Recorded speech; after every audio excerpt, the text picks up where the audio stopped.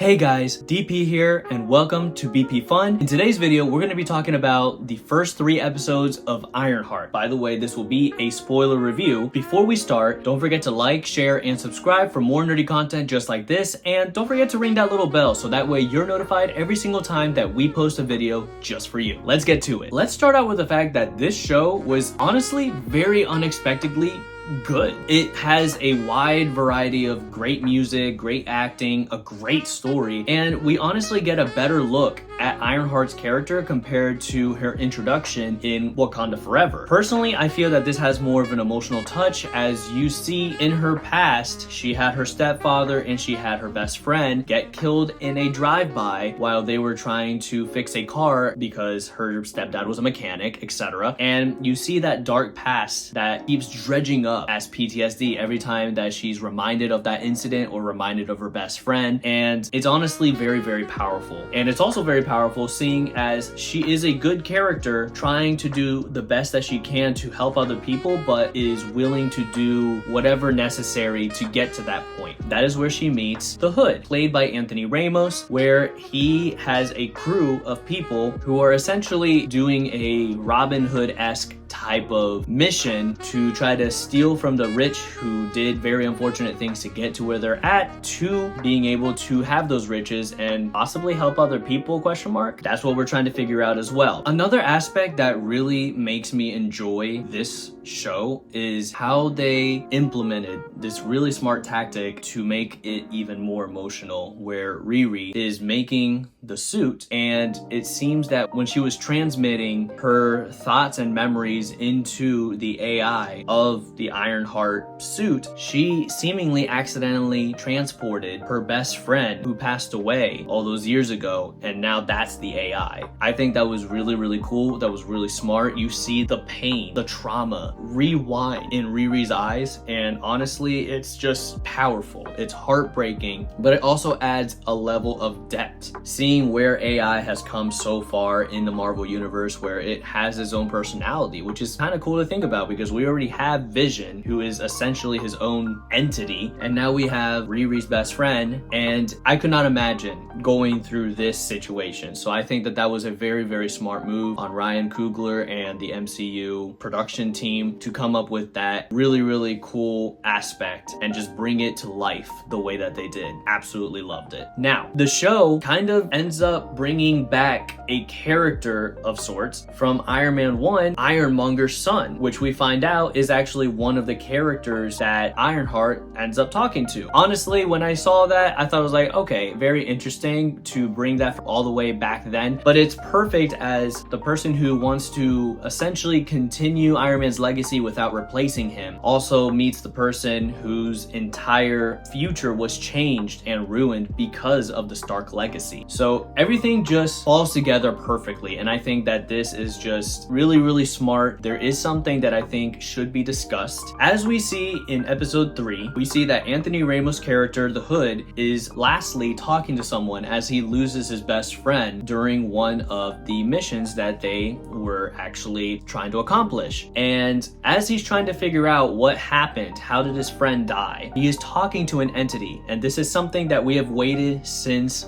WandaVision. And personally, I think it should have been WandaVision that we should have had this character introduced to us, but nonetheless, I think it's really cool that we're finally getting Mephisto. And if you don't believe me, look at the casting for Ironheart and it will show you who is going to play Mephisto. None other than Sacha Baron Cohen, otherwise known as Borat. But I think that he's a tremendous actor, and I'm a little nervous about how we're going to see him. Hopefully he isn't too much of a jokester in this, as this is quite literally the devil of the Marvel universe. So if anything, I have faith that we're gonna get some really good action scenes from him, or even just any scenes from him, and there's even leaked images of how he looks like. Personally, I like it. I think it's gonna be really great, but that's just the optimistic person within me. All in all, I would say that these first 3 episodes, I would rate it an 8 out of 10. There are things that could have been a little better here and there with some characters and such, but I think that it's fantastic. I think it's a great show. that you can tell that there is a lot of thought put into it. The music is amazing, like it's catchy, it's very, very thrilling, and I think that the character is relatable as well, and that's one of the most important parts that I think they put a lot of importance and a lot of effort into for this show and for the characters that we see within this universe. But let me know what you guys think. Do you guys agree that the show is really, really good? Do you think it's trash? Do you think it's an unexpected surprise that it turned out to be as good as it is? I highly recommend it, and watch it before you judge it. This is DP signing off.